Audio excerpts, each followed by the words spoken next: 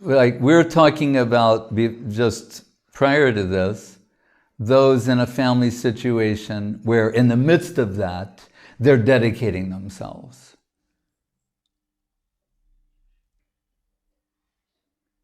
But what's described in the scriptures, because most often is the case, that people are so absorbed in family life and maintaining their family members that they have no time or no concept of spiritual culture. That's why it's there.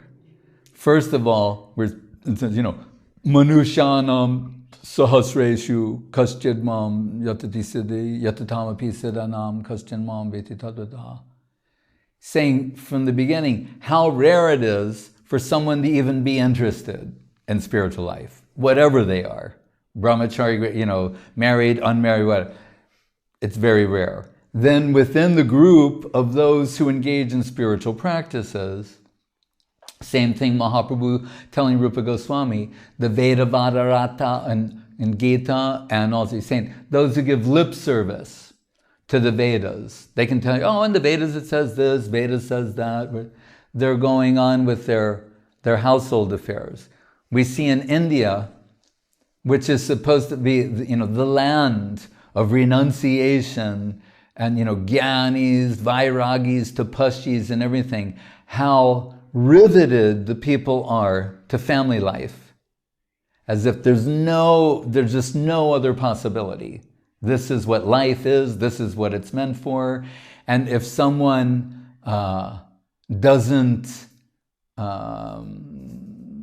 aspire to it, they think there must be something wrong with them.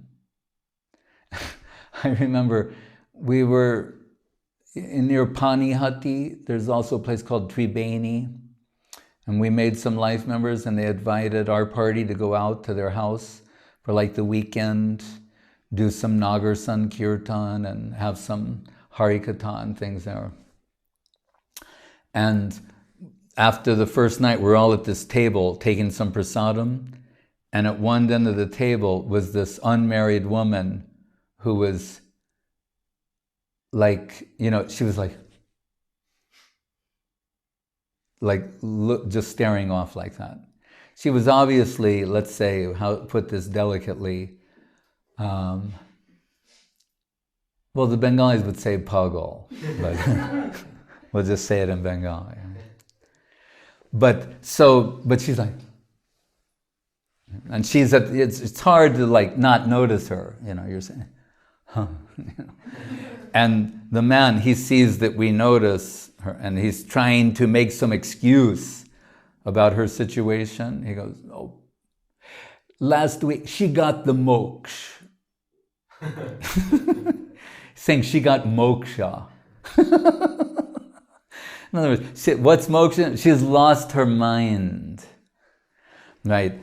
When he goes, she got the moksha. But it was his way of apologizing, so therefore she's not married, this, that, this could be the only reasonable explanation. Right?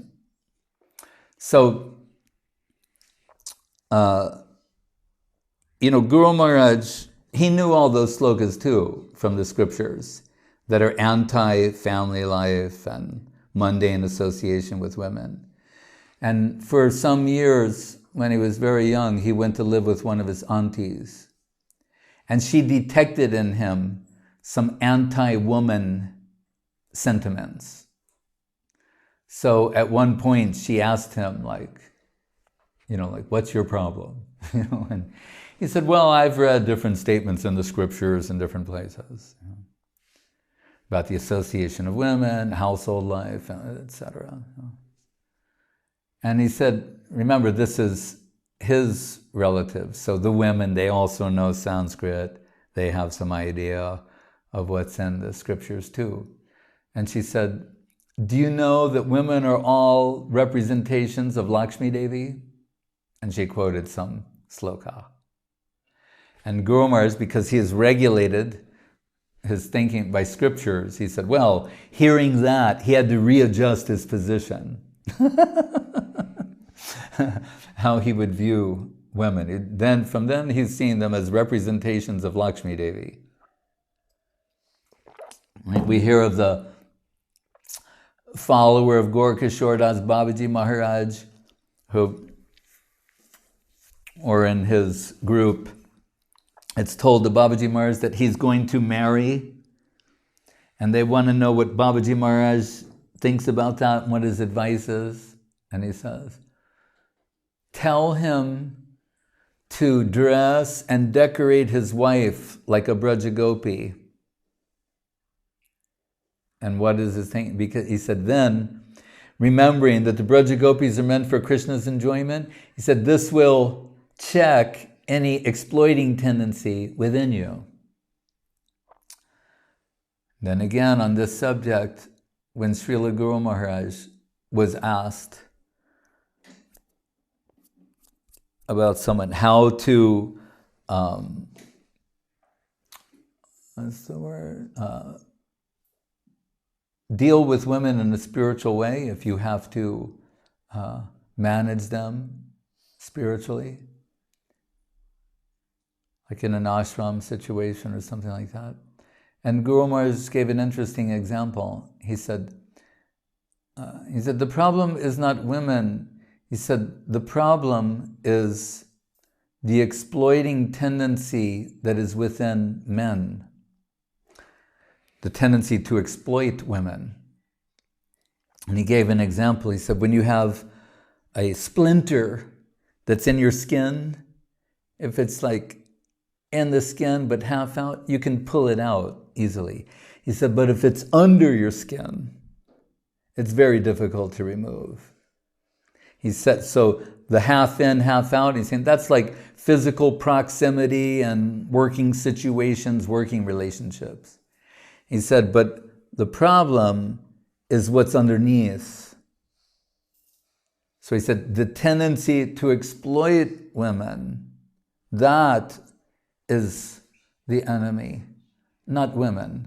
So when we read these statements in the scriptures, they're referencing, you could say in this sense, the exploitation of women. And saying that the desire to exploit women will take someone down and pollute their consciousness, and they'll go far away from spiritual culture. It won't be a possibility.